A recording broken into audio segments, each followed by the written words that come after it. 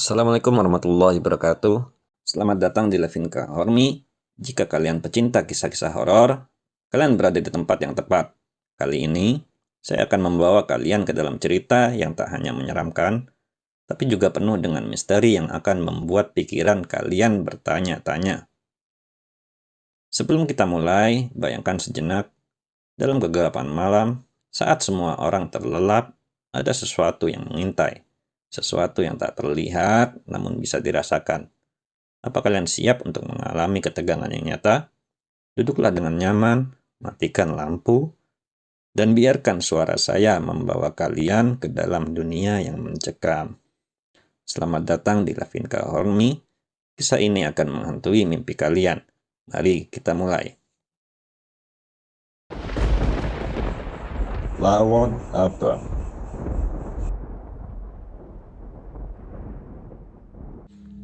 Nduk, kamu kenapa, Nduk? Gumam Mbah Karso dengan suara bergetar. Nduk, Mawar! Mbah Karso berteriak dengan suara parau. Mbah Karso mendongak, melihat ke atas tebing, bulan merah seakan bersembunyi di baliknya. Bayang-bayang beberapa orang terlihat, sebelum akhirnya menghilang di telan gelap malam. Mbah Karso kembali mengalihkan pandangannya ke arah Mawar. Mbah, mereka jahat. Mereka mengharap kematianku, Mbah. Diringkan Mawar dengan suara terbata-bata menahan rasa sakit tak berperi. Tangan putih pucatnya terulur, pasang mata merah itu menatap nanar pada Mbah Karso, satu-satunya orang di dunia ini yang bersedia menerima kehadirannya. Siapa yang tega berbuat sekecil ini? Siapa? Tanya Mbah Karso setengah berteriak. Wah, warga desa, Mbah. Mawar sekarat, dadanya naik turun, pasang matanya melotot tajam, tubuhnya mengejang, semburan darah keluar dari mulutnya. Beberapa saat kemudian, tubuhnya melemas. Mata merah itu pejam begitu saja, tangannya jatuh terkulai. Mbah Karso berteriak, menangis meraung-raung. Dia tak terima atas apa yang menimpa Mawar cucunya. Enggak, Mawar! Serunya parau. Duh, kenapa dunia begitu enggak adil untuk sampean? Selama hidup sampean jauh dari kata bahagia. Kenapa bahkan di penghujung kehidupanmu yang menghantar sampean adalah nestapa? Katakanlah, Nduk, gimana lagi cara simbahmu ini bersabar pada takdir? Cuma sampean yang mbah punya, namun takdir merenggut sampean paksa dengan cara yang hina. Seru Mbah Karso dengan bahu berguncang, tangisnya pilu menyayat hati. Ayo kita pulang, Nduk. Mbah gendong yo. Bisiknya nyaris tak terdengar. Sampean abot, Nduk. Sampean wis gede. Ujarnya dengan lutut bergetar menahan beban. Dia terjatuh bersimpuh dengan Mawar di pangkuan. Sayangnya sampean cuma bertumbuh dewasa, tapi ndak bisa sampai menua. Beberapa saat kemudian di rumah Mbah Karso. Mbah Karso memecah celengan berbentuk kendi berbahan tanah liat miliknya hingga isinya tumpah. Dia mulai memunguti satu persatu uang yang berserakan, air matanya tak henti mengalir dari matanya. Aduh, kok ndak cukup yo? Lirihnya nyaris tak terdengar. Dok, sekarang istirahat dulu ya, Dok. Tunggu di sini, Mbah mau ke rumah Kardi. Mbah Karso berbicara pada jasad Mawar yang dia tidurkan di tikar ruang tamu. Mbah Karso keluar, dia menyeret langkahnya pelan menuju rumah Kardi yang jaraknya sekitar 500 meter dari rumahnya. Nafasnya terengah-engah. Dia sudah cukup kepayahan malam ini. Duka dan kenyataan menghantam hati dan mentalnya telak. Tubuh rentanya dipaksa kuat menangani semua seorang diri. Mata Mbah Karso berbinar, rumah sederhana milik Kardi terlihat di kejauhan sana. Membuatnya memaksa mempercepat kaki tuanya melangkah. Assalamualaikum, Di, Kardi. Assalamualaikum, Di, serunya sekali lagi. Suara derit pintu terdengar nyaring. Beberapa waktu kemudian, si pemilik rumah menyembulkan kepala di sela pintu. "Menopo?" tanya Kardi malas. Memang, sejak Mbah Karso menentang warga yang ingin meniadakan Mawar, pilihan tak itu juga ikut dijauhi. Tapi bila dipikirkan dengan akal sehat, kakek mana yang tega membiarkan cucunya ditiadakan? Semua benar-benar tak masuk akal. Tolong, Di, tolong buatkan makam untuk Mawar. Putuku meninggal, Di. Ujar Mbah Karso tergugu. Kardi tampak terkejut, namun beberapa detik kemudian ekspresinya berubah biasa saja, seolah Kardi tahu sesuatu. Jadi mereka benar-benar menjalankan rencana. Gumam Kardi lirih. Apa, Di? Enggak. Bukan apa-apa. Soal tanah makam, sampai cari aja orang lain yang mau gali. Datangnya aja rumah Pak Parto atau Mesbah. Jangan rumahku, percuma. Toh aku ndak akan mau menggali liang kubur buat putu sampean. Aku ndak mau ketularan sial. Serunya sambil mengibaskan tangan seolah mengusir. Astagfirullahaladzim, Di. Sampai hati sampean ngomong gitu. Mawar putuku pembawa sial. Mawar putuku bukan pembawa sial, Di. Berapa kali tuh aku harus bilang soal ini? Mbah Karso naik pitam. Halah, semua warga desa wis ngerti tuh, Mbah. Mawar itu anak pembawa kutukan, anak iblis. Kardi mencibir sambil berkacak pinggang. Sampean inget nggak waktu Mardi gangguin Mawar dengan dorong dia ke sungai? Mawar nyumpain Mardi biar hanyut. Hanyut beneran toh? Wajar, Mbah, kalau kami takut, kami masih sayang nyawa, imbuhnya. Tapi Di, Mawar sudah meninggal. Bibirnya wis terkatup rapat, mata merah yang kalian takuti wis ndak bisa kebuka. Kenapa sampean masih bersikeras ndak mau membantuku, Di? Aku nyuwun tolong. Aku benar-benar minta tolong sekali ini saja. Pinta Mbah Karso lagi. Aku ora peduli, Mbah. Sampean urus saja cucu sialan sampean itu sendiri. Dan besok jangan harap ada warga yang mau datang membantu. Asal sampean tahu, kematian Mawar memang hal yang wis sejak lama kami nanti. Bisik Kardi di telinga Mbah Karso. Mbah Karso menggeleng lemah. Pasang mata rantanya memerah menahan gejolak amarah. Ucapan Kardi seolah tombak yang menghujam hatinya dalam. Setan kowe, yang iblis bukan Mawar tapi kalian. Mbah Karso mengumpat kemudian berbalik dan menjauh pergi. Mbah Karso berkeliling. Dia mencoba mendatangi rumah-rumah para penggali kubur, namun jawaban yang sama dia terima. Terpaksa dia pulang dengan hati yang remuk redam, dengan amarah yang tersulut dan berkobar besar. Dia menghela nafas panjang sambil mengusap jejak keringat di dahinya. Sesaat kemudian, pria renta bertubuh kurus kering itu sampai rumah. Dia membuka pintu rumahnya dengan lesu, mengambil cangkul, dan membawanya ke halaman belakang.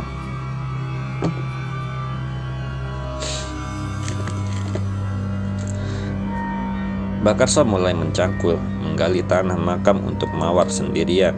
Rasa sesak kembali merajai hatinya yang gersang. Satu hal yang dia tahu, kematian Mawar bukan terjadi begitu saja. Ini seperti sudah direncanakan. Duk, setelah berkeliling minta bantuan, si Mbah sadar. Mbah baru tahu kalau apa yang menimpa sampean itu sudah direncanakan. Mereka keji, Duk. Entah fitnah apa yang membuat mereka gelap mata. Bolehkah Mbah mendendam kali ini? Gumamnya. Makam sudah selesai dia gali. Dia masuk ke dalam rumah, membuka lemari usangnya. Dia mengambil kain putih yang terlipat rapi. Tangan keriput Mbah Karso meremas kain putih itu. Duk, maafkan si Mbah ya.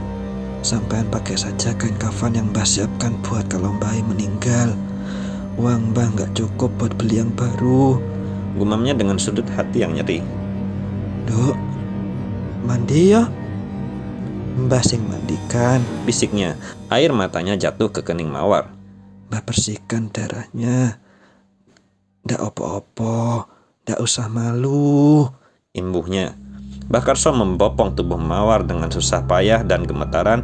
Dibawanya jasad itu ke pawon, di mana sebuah gentong berisi air sudah Mbah Karso sediakan.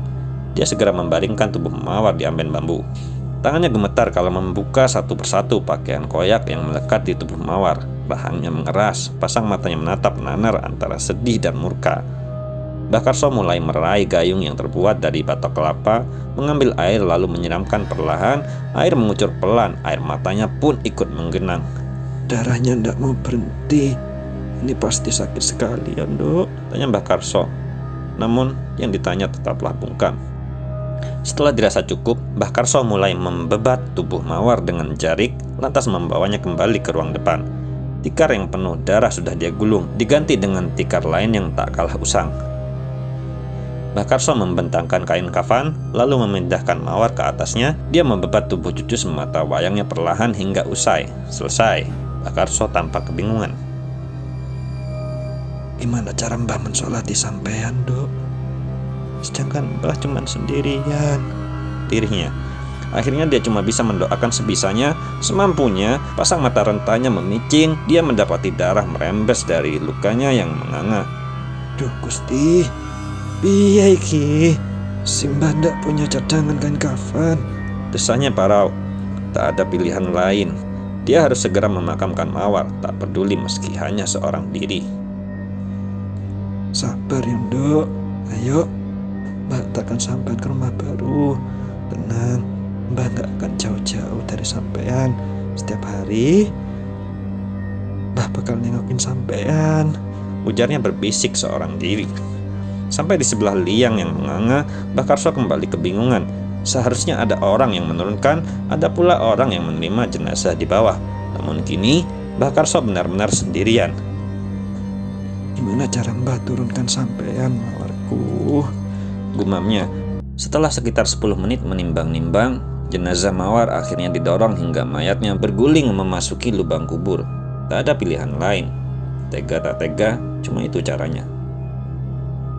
Maafkan Simbah, Dok. Maaf. Mohon Mbah Karso. Pria itu turun. Dia membenarkan posisi Mawar yang jatuh dalam posisi tertelungkup, lalu dengan susah payah kembali naik ke permukaan. Mbah akan cari cara buat menghukum mereka yang sudah membuat kita seperti ini, Dok. Sampai bukan perempuan iblis, mereka layak iblis. Sampai hati mereka berbuat seperti ini, Mbah tidak bisa terima. Mbah Karso bergumam sembari menutup liang itu dengan tanah. Sekarang Simbah sendirian, menanggung sakitnya sepi dan dendam yang sukar padam. Gimana Mbah melewati ini semua tanpa sampean, Dok? Selama ini sampean satu-satunya alasan Simbah tetap kuat.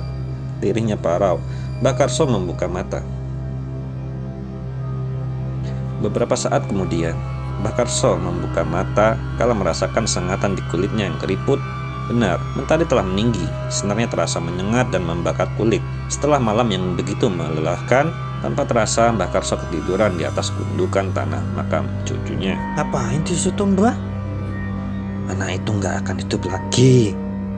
Wes percuma ditangisi. Mending sampean pulang dan lanjut tidur. Seluruh seorang wanita yang tampaknya akan pergi ke sawah mengantarkan kiriman nasi. Mbah Karso memilih diam, tak tertarik untuk sekedar menyahuti. Sampean kok malah nangis sendirian.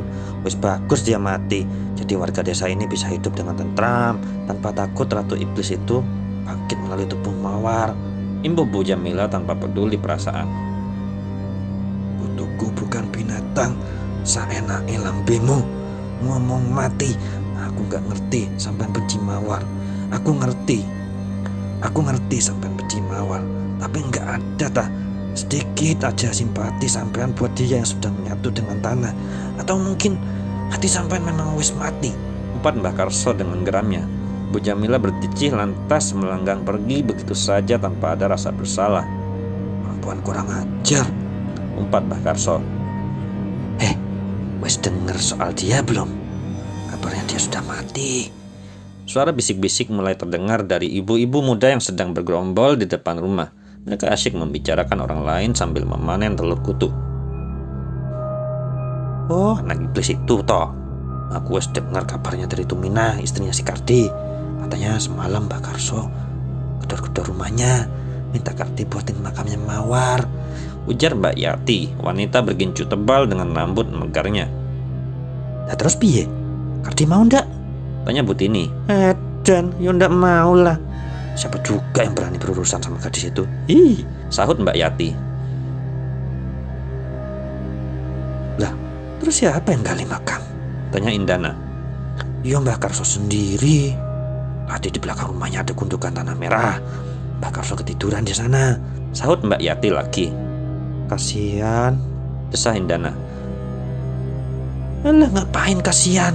Lebih kasihan lagi kalau paceklik ini tidak segera berakhir. Ingat kata Eyang Putri, paceklik ini cuma sebagian kecil dari bala yang dikirimkan si Ratu Iblis. Nah, sedangkan kita sendiri tahu toh si Nyai menghilang tepat setelah Ki Kartasakti terbunuh. Nyai ndak bakal bisa kirim bala lagi kecuali ada seorang yang menghubungkan dia dengan desa ini. Aku yakin si Mawar itu orangnya. Secara matanya saja sama merahnya. Ya Nduk? Ya ndak? Celetuk Bumai, wanita yang usianya paling tua di antara mereka. Omong-omong soal Ki Kartasakti, kata mbahku, dulu dia punya anak kecil toh. Tapi anaknya itu menghilang dari rumah di hari pembantaian itu. Untung dia ndak di sini. Bisa bahaya toh kalau dia meneruskan ajaran sesat bapaknya. Sambung Butini.